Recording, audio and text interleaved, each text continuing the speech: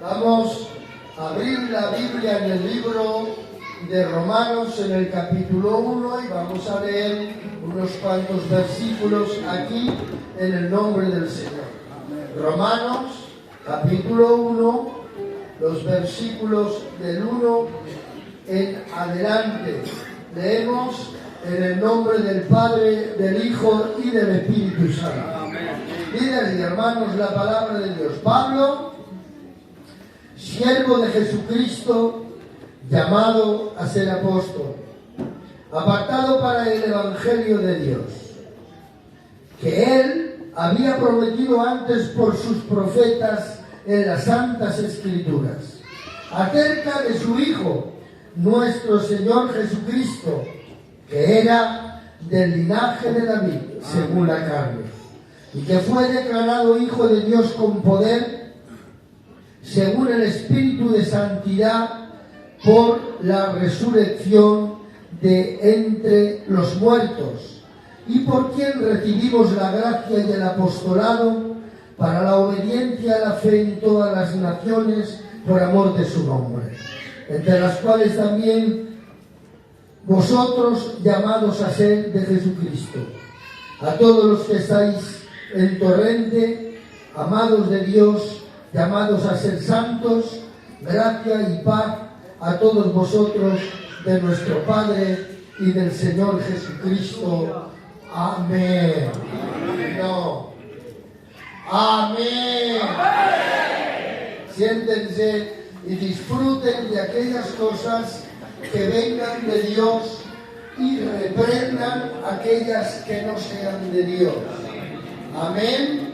Así que esta tarde tengo varias cosas que decir que he recibido ahí sentado cuando me decía nuestro pastor de que hoy les dijera algo, y otras cosas que traigo durante estos días de meditación. Hoy, en estos primeros 20 días de enero, empecé a leer la Biblia.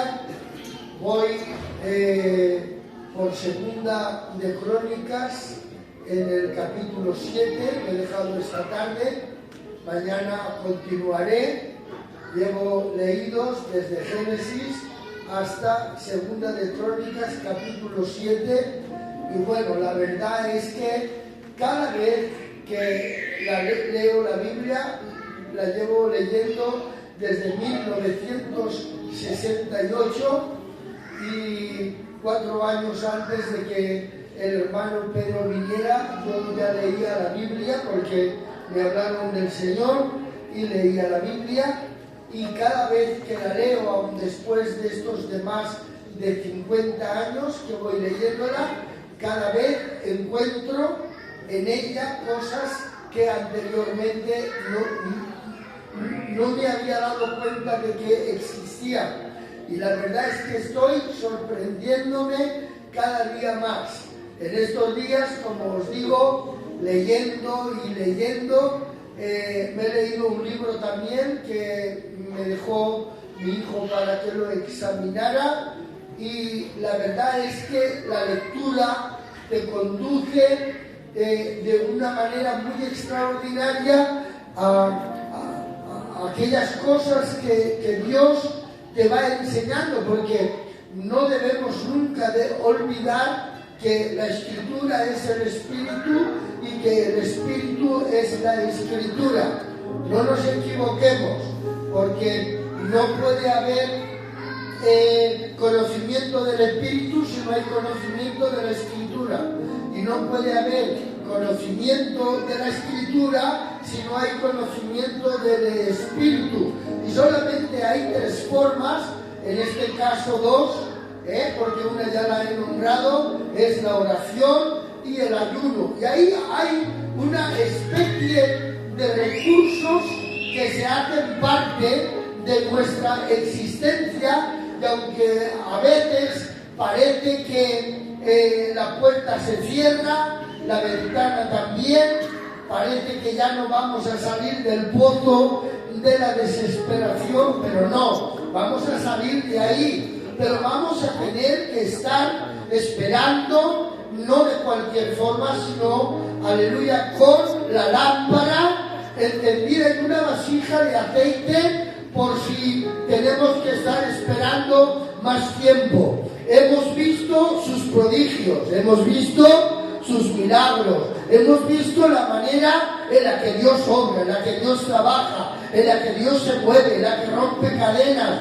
Hemos visto a hombres y a mujeres que han sido capaces en cualquier cosa que les ha ocurrido en la vida de mantenerse fieles. Hemos visto la fidelidad en la abundancia, también en la escasez.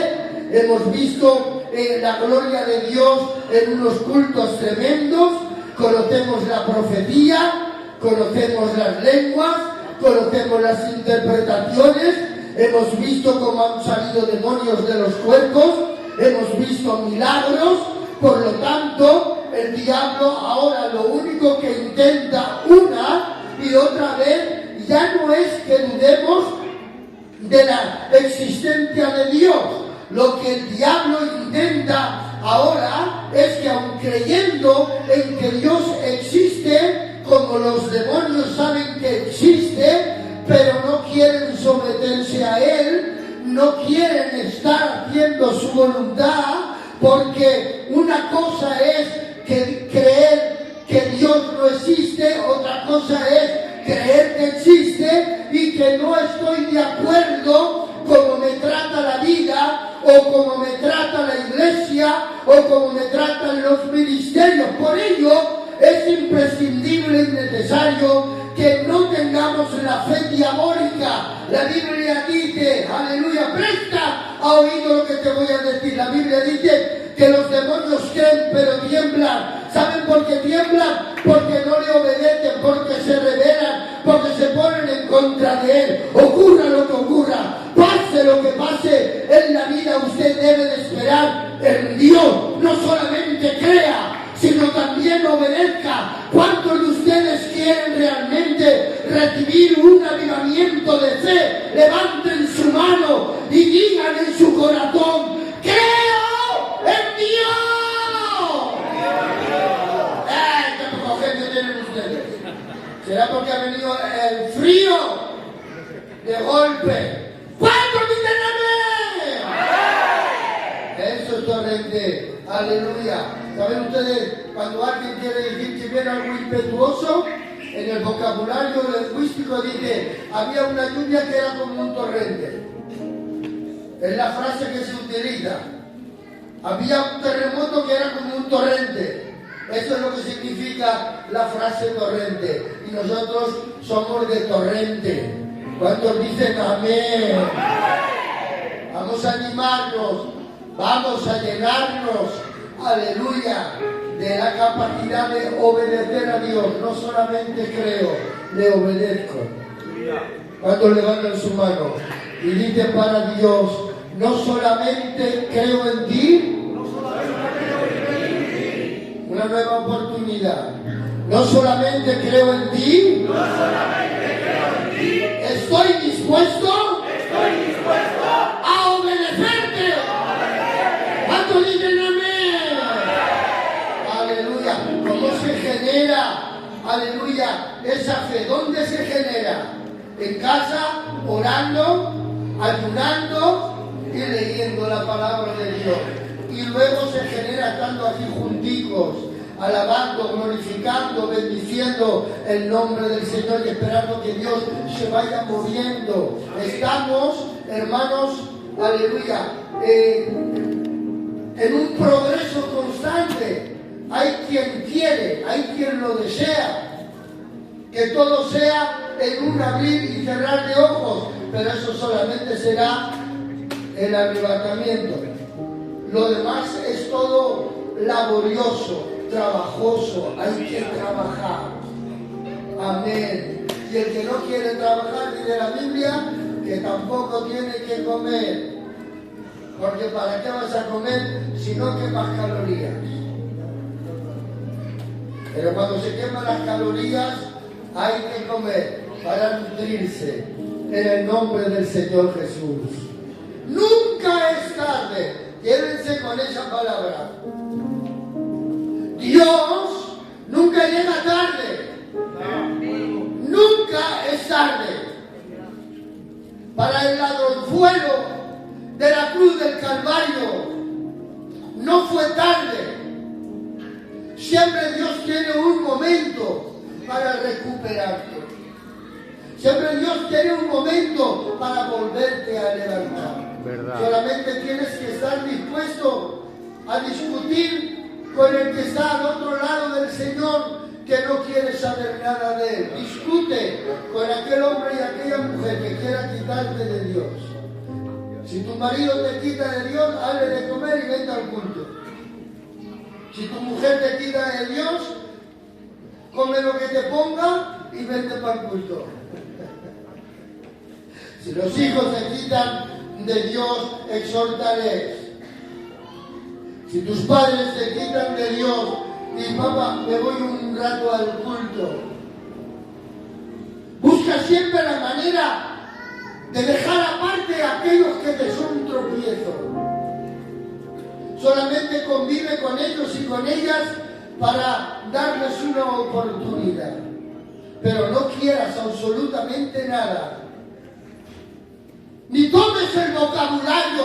Si eres el Hijo de Dios, desciende de la cruz, sálvate tú y sálvanos a nosotros. Discute con ellos. No les obedezcas. No pases mucho tiempo con el que te roba realmente los recursos de Dios, lo justito, y luego a estar con Él, a llenarte de Él, a glorificarle a Él. Señor, acuérdate de mí cuando vengas en tu reino. De cierto te digo hoy, de cierto te digo que hoy estarás conmigo en el paraíso. Maravilloso. Los cristianos romanos dicen que Cristo bajó al infierno. Cristo no bajó al infierno. Cristo bajó al Hades. Y el Hades no es el infierno. Él no bajó a quitarle la llave a nadie. Todo eso son fantasías. Él no bajó al infierno porque allí no tenía nada que hacer. Ni se llevó al ladronzuelo al infierno con él. Él fue al Hades, al paraíso. Y se llevó al ladronzuelo con él. Porque donde Dios está el paraíso. ¿Quieres tener un paraíso en tu casa? Aleluya. Llévate a Dios.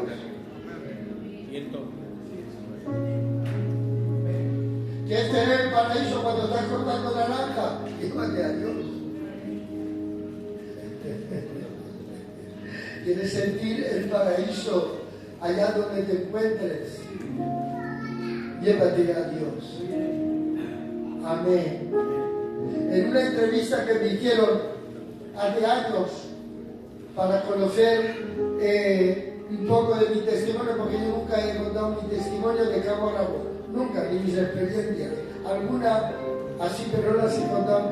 Me preguntaron, yo, Juan, ¿qué encontró usted cuando fue a Alicante? Y yo dije, a Dios. Porque cuando yo fui a Alicante, él ya estaba allí. Dios, tú nunca llevas a Dios. Dios siempre va por delante. No seas tan soberbio ni tan soberbia. Creen que tú puedes llevar a Dios. Nadie puede llevar a Dios, porque Dios no se deja llevar por nadie.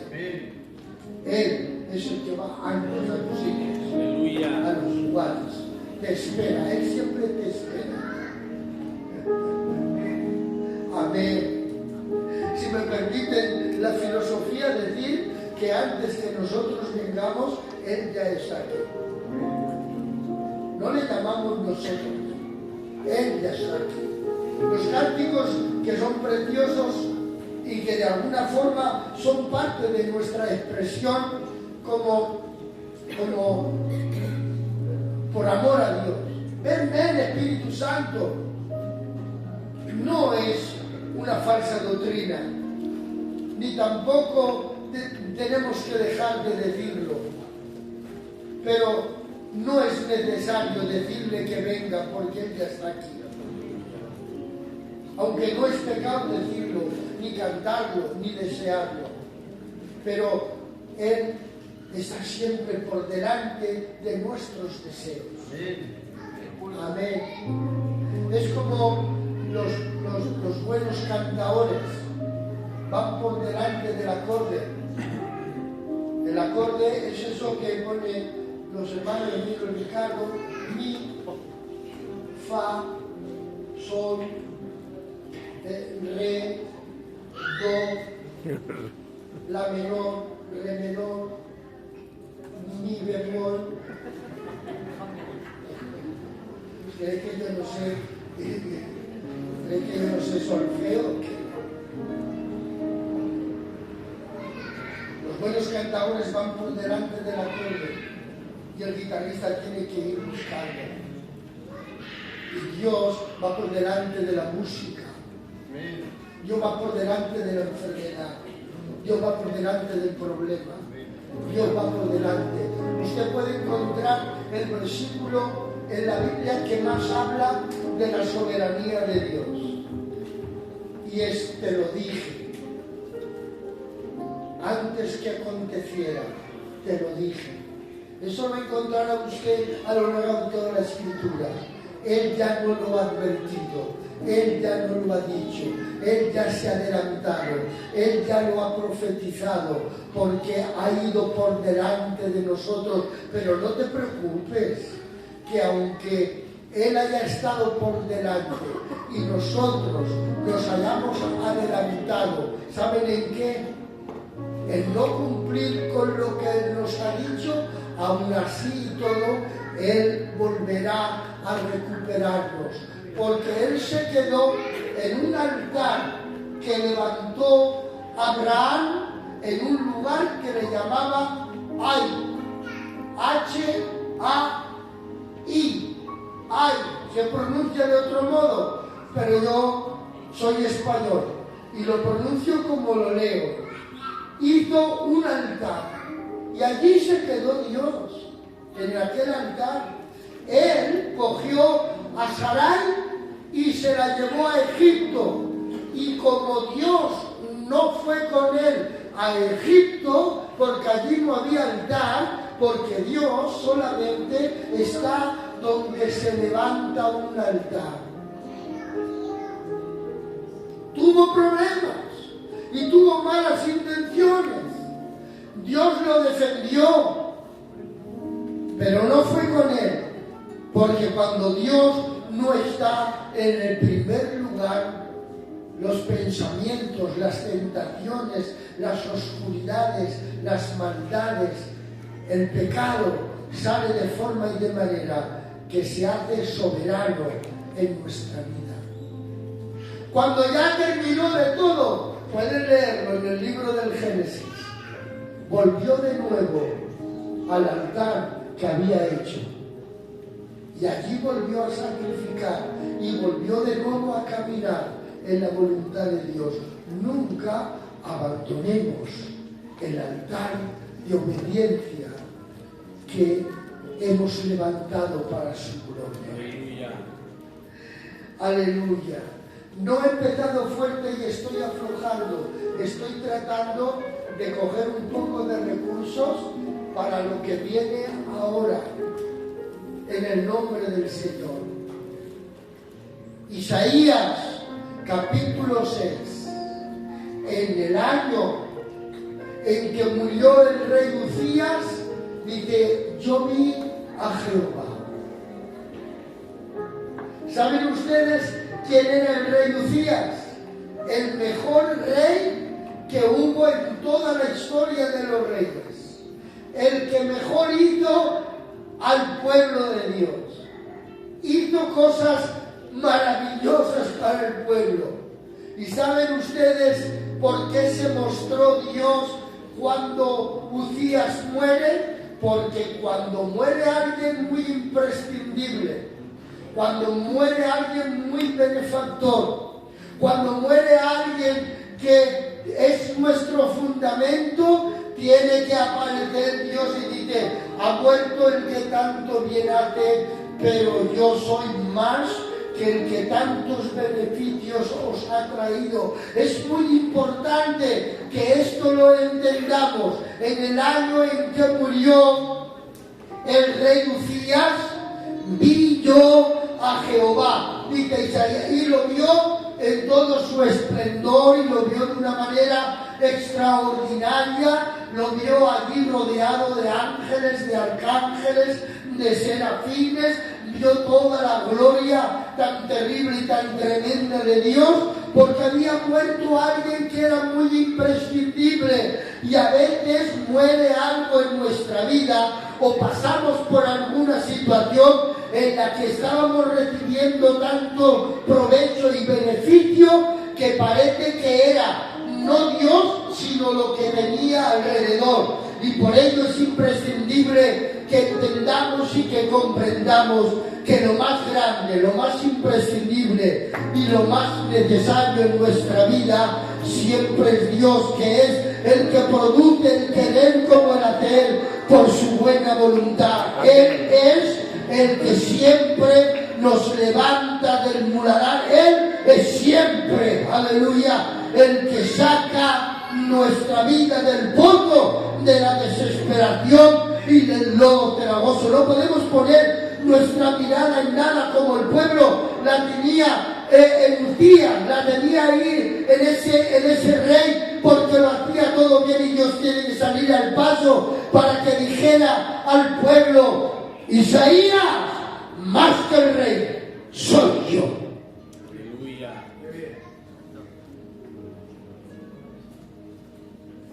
Pablo,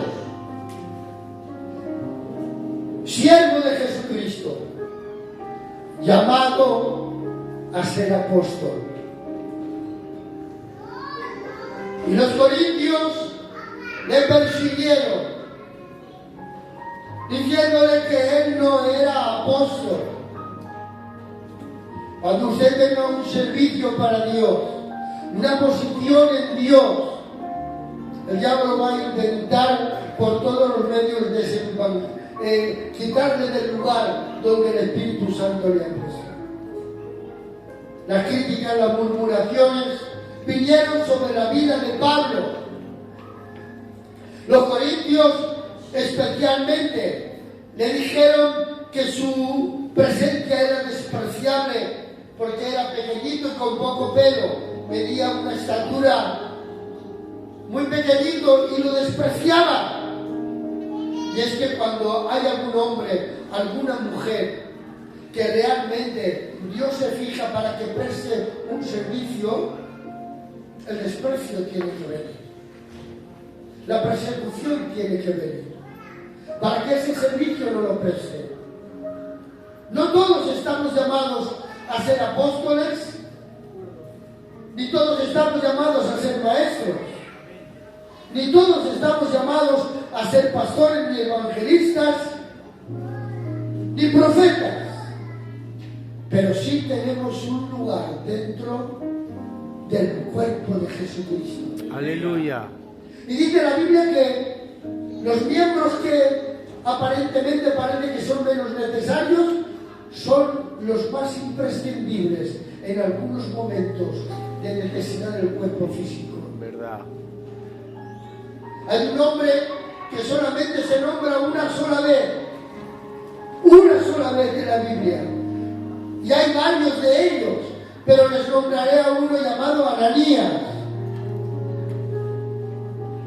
que vivía en Damasco, y Dios le habló en sueños y le dijo: Ananías, y él le dijo: venme aquí, vete a la calle derecha, que ahí hay un hombre que le llaman Saulo, que está orando y ha visto que tú entras, y pones las manos sobre él. Dense cuenta qué trabajo tan tremendo hizo ese hombre. Ya no se le oyó más en toda la Biblia. Me refiero de Hechos de los Apóstoles en adelante. Pero fue el padre espiritual de San Pablo. Nada más ni nada menos. El que le bautizó, el que puso las manos sobre él. Con él recibió el Espíritu Santo. Recibió también un milagro que estaba ciegetico y recobró la vista, Saulo de Tarso. Pero Dios te va a perseguir para que entiendas que su persecución va a evitar la debilidad de que otros te persigan y te ganen la batalla. Pablo, siervo de Jesucristo, llamado a ser apóstol. Hay un servicio de Dios para ti. Deja que el Espíritu Santo trabaje de forma y de manera que te haga entender que te ha llamado a algo más que ser un simple discípulo oyente.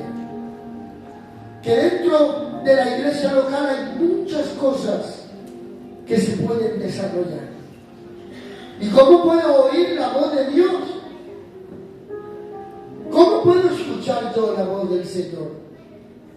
Llevando una vida cercana a su presencia. Compartiendo con Él más tiempo del que compartimos. Haciendo que nuestro oído se habitúe a escucharle. Y podamos oírle aún en lo más sencillo que podamos oírle a nuestro alrededor. Tú no eres apóstol, pero él sabía que Dios lo había llamado. No fue fácil mantener el llamado que Dios le había hecho a Pablo, pero lo mantuvo. Y pudo decir a lo último de sus días: he peleado la buena batalla, he guardado la fe. Por lo cual está guardada la corona de la vida que Dios ha prometido, no solamente a mí, sino a todos los que le aman. Aquello que Dios te ha dado, tú debes de luchar por ello. Aquello que Dios te ha dado, yo estoy profetizando esta tarde. Aquello que Dios quiere darte, te lo va a dar sencillamente cuando vea que tú vas a luchar por ello. A Esaú aborrecí y a Jacob amé,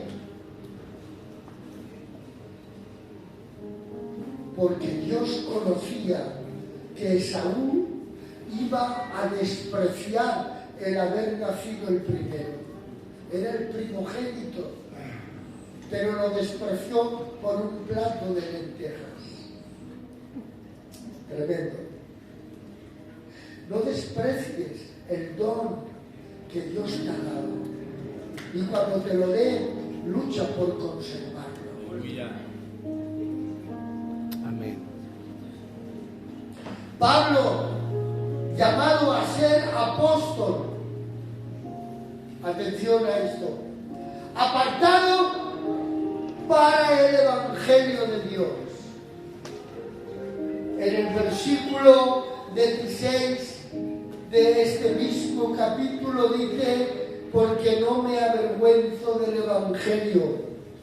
Volvemos al verso 2 y dice que el Evangelio fue prometido antes por los profetas que hablaron en las Santas Escrituras.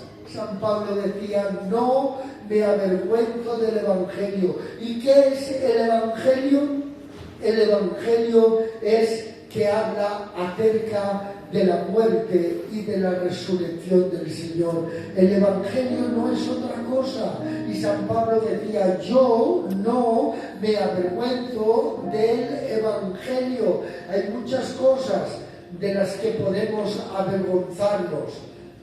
Adán seguro que se avergonzaría si le preguntamos de haber sido débil ante el ofrecimiento de comer de aquel fruto que su mujer le ofreció.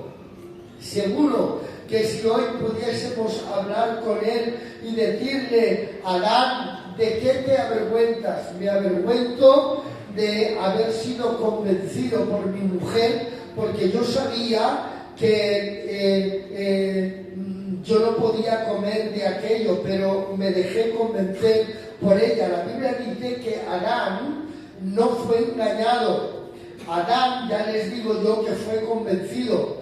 Eva tuvo una conversación que le persuadió de forma y de manera para que él cayera en aquella situación y comiera de la desobediencia. Adán seguro que se avergonzaría de haber pasado demasiado tiempo siendo convencido. Posiblemente hoy tengamos que avergonzarnos, alguno o todos nosotros, juntamente con nosotros, de habernos dejado convencer por haber mantenido una conversación que tenía que haber terminado en el primer minuto del ofrecimiento, puesto que ya sabíamos que la conversación iba realmente en contra de Dios. Le había dicho Dios: Adán, moriréis. Y Eva le estaba diciendo: no vamos a morir. Ahí ya tenía que haber terminado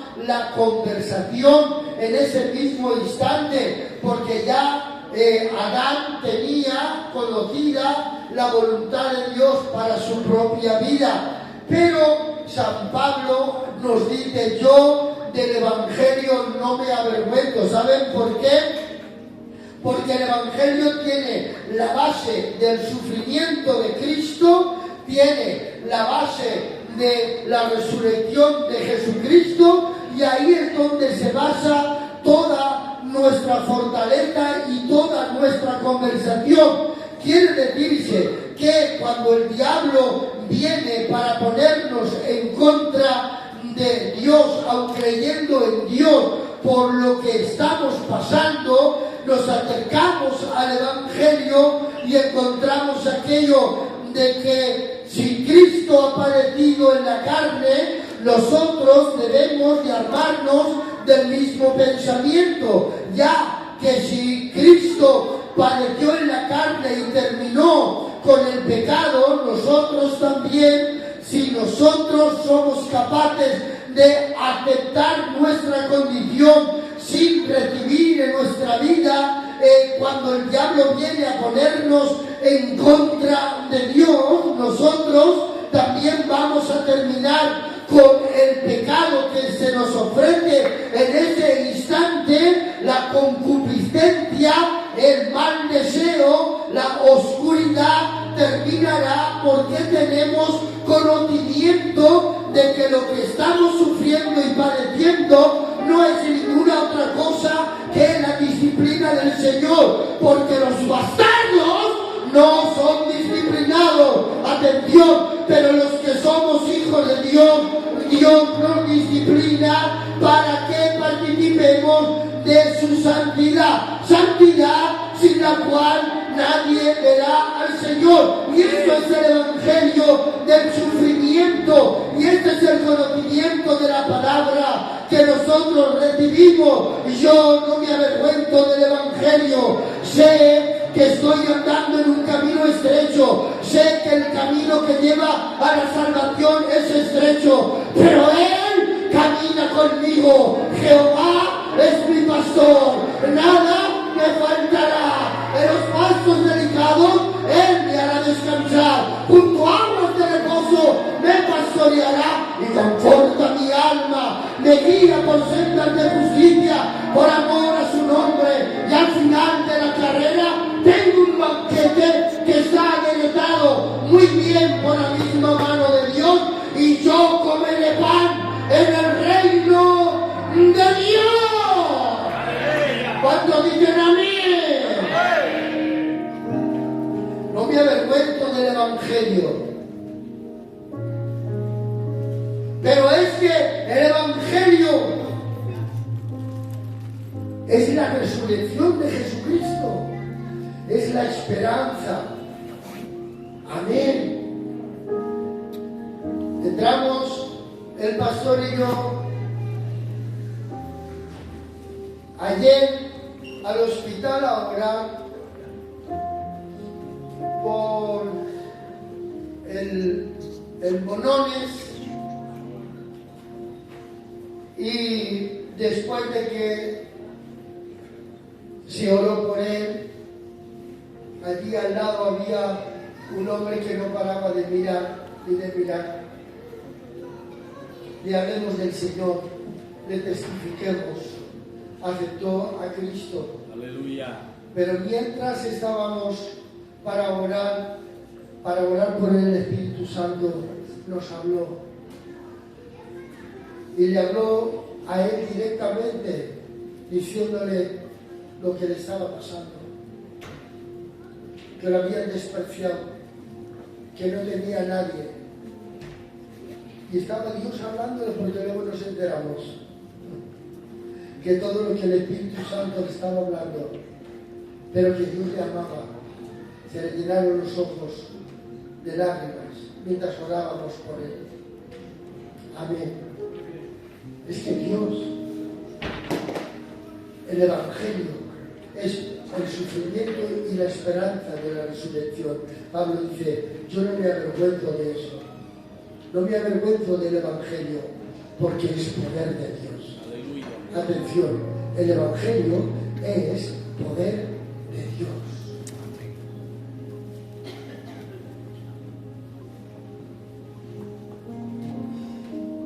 Que fue declarado Hijo de Dios con poder, según el Espíritu de Santidad, por la resurrección de entre los muertos. Usted debe de vivir las 24 horas pensando en la resurrección del Señor, en el regreso de Cristo. Nunca se olvide de esto.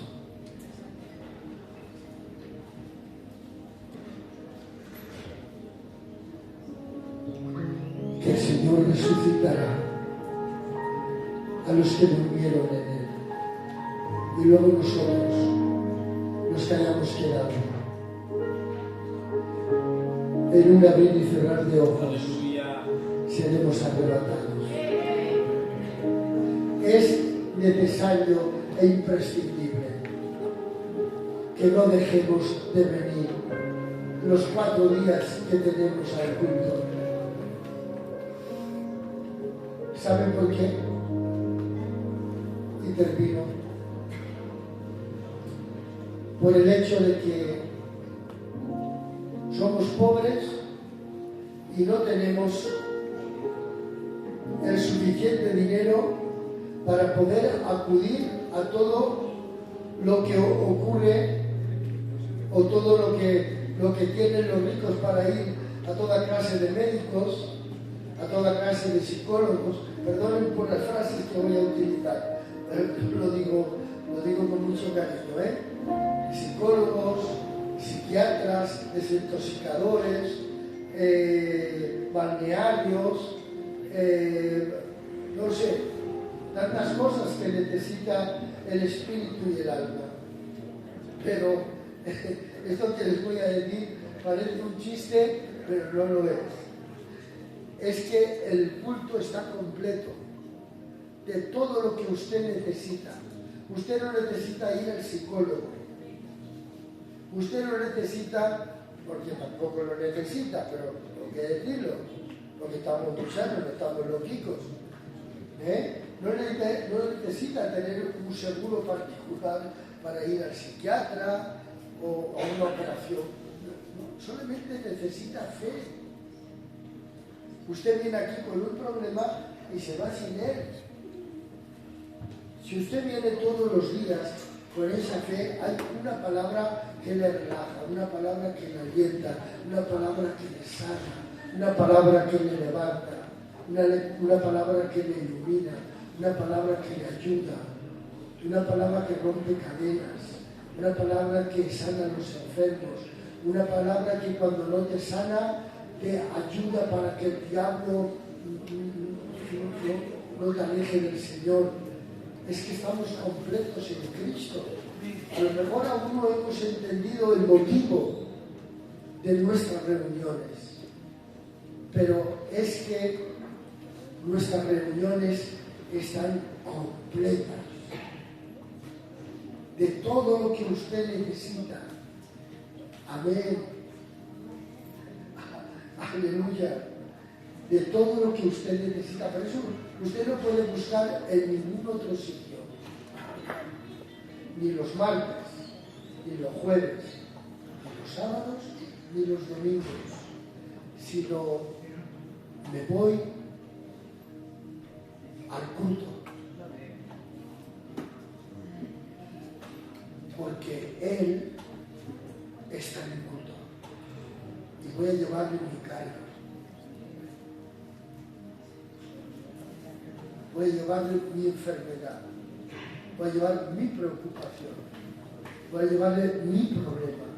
Voy a llevar mi debilidad. Voy a llevársela.